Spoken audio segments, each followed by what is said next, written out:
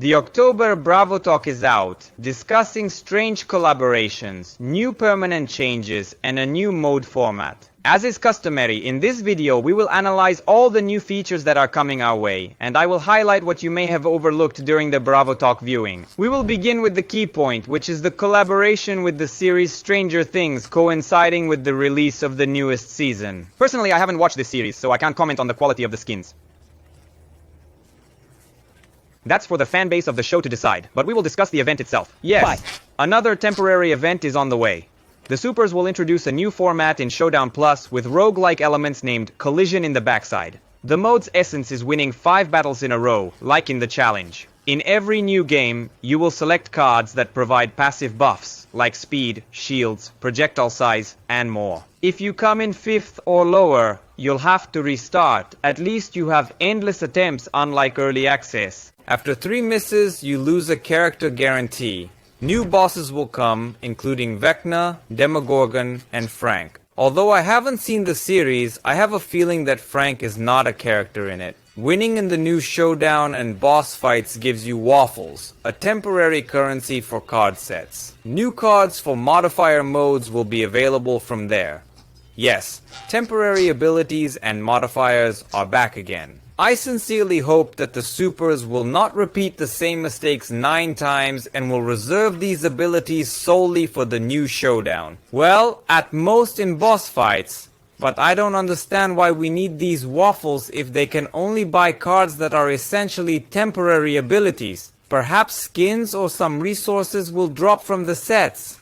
But we weren't shown that. We were shown only 1 new fighter instead of the usual 2, since the next Brawl Talk will be in a month. The fighter's name is Gigi, a rare mythical assassin. I must note that they chose a very original combination of rarity and class, as we have never seen mythical assassins in this game before. We will obtain her from the early access event, and nothing has changed. We still need to secure 28 out of 30 wins, as the Supers encourage players to make purchases. Gigi's main attack resembles Carl's ultimate, but lasts for a shorter duration. The ultimate itself is a mix of Gray's ultimate and Ziggy's gadget. She teleports with a delay, causing damage where she activates, and can teleport back within 3 seconds, also inflicting damage. She has a new trade that charges her ultimate when dodging projectiles. Notably, the ultimate charges right away when a projectile hits the area. Thus, even if you absorb all the hits, the ultimate will still charge. This trade really should have been given to Edgar. People in the community have been discussing this potential rework for a while since Edgar can't compete against normal players. I'd be shocked if Edgar gets that trade after a few updates. As for Gigi, she will play somewhat like Lily, causing significant disruption, and I believe she will eventually be nerfed. Despite the fact that this update has finally added hypers for all fighters, Gigi's hyper is still limited. Once upon a time, Frank promised us in the roadmap that by June of this year, all fighters would have hypers and new ones would be released with them. Of course, this is assuming everything goes according to plan, and as we can see, their plan has failed. The hypers themselves are undergoing changes in this update. Previously, they provided different buffs for different fighters based on their base stats and class, but now all hypers will have a unified 5% damage bonus, 5% bonus to shield, and 20% increase in movement speed. The developers say this is because some hypers are too powerful and unplayable against, but I think the problem is not just with passive stats. In some hypers, nerfing stats is pointless. This isn't the first rework of buffs. Initially, stats were randomly assigned and didn't fit the fighter, but later they were changed based on class. I don't get why, if the developers previously stated that the last rework was necessary because hypers shouldn't cover character flaws, they are now doing another one. 8-bits get a 20% speed boost. The developers have changed their approach, but only 4 new hypers were released. The hyper for Pam from the game files grants an overheal, and it now includes the effect of the first gadget when the healing lands. It's quite effective for control. Hyper Ali heals 20% of total damage, and the strong attack deals damage based on maximum HP, not current HP. The hyper looks powerful. Ali might return to the meta. Hyper Mina releases 3 whirlwinds that bounce off walls. Considering that Mina is already unbalanced, Hyper will make Mina even stronger. I hope they will nerf her in this update after all. Hyper Ziggy returns to him once he reaches the edge of the map or the time limit. Hyper seems decent, but let's not forget that landing a basic hit with him is nearly impossible and you probably won't even build him up, so Hyper is unlikely to change anything. We are finally moving on to the permanent changes.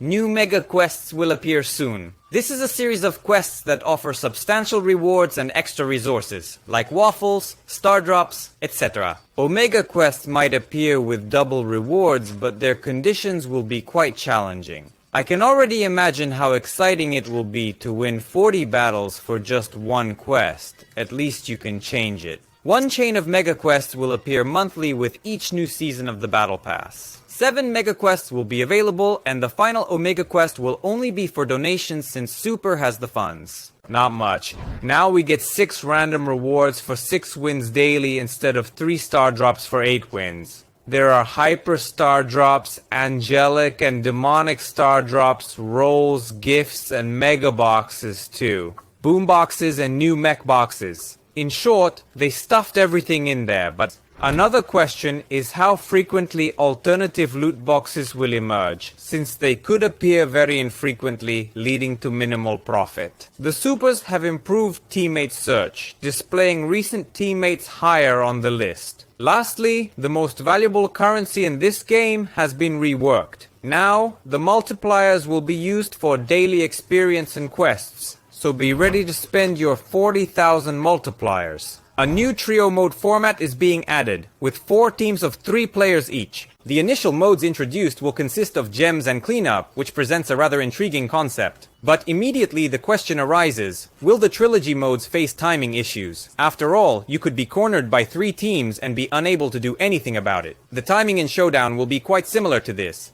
There's also one more thing that the developers haven't clearly stated. You can see new quests, earn trophies, and play battles.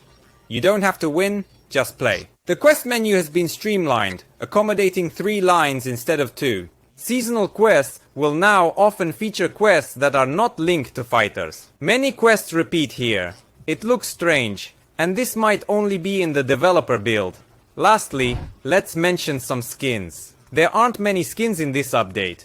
The Battle Pass skin for Skullaby will be Odi Umi, and in December it will be Mandy Mecha. There will be Hyperskin Piper Mecha and Jessie Mecha. The developers are always original. We're not going anywhere. We haven't seen mech skins in this game yet. Thank you, supers, for your uniqueness. In the upcoming Brawl Pass, a new Tiger Leon skin will be introduced, and if the developers haven't overlooked it, the upgrade will apply to skins from 8 months back. If you're playing for free and haven't leveled your skin to the max, you can get the Archer Queen Penny for Super Style ID points, which is quite nice.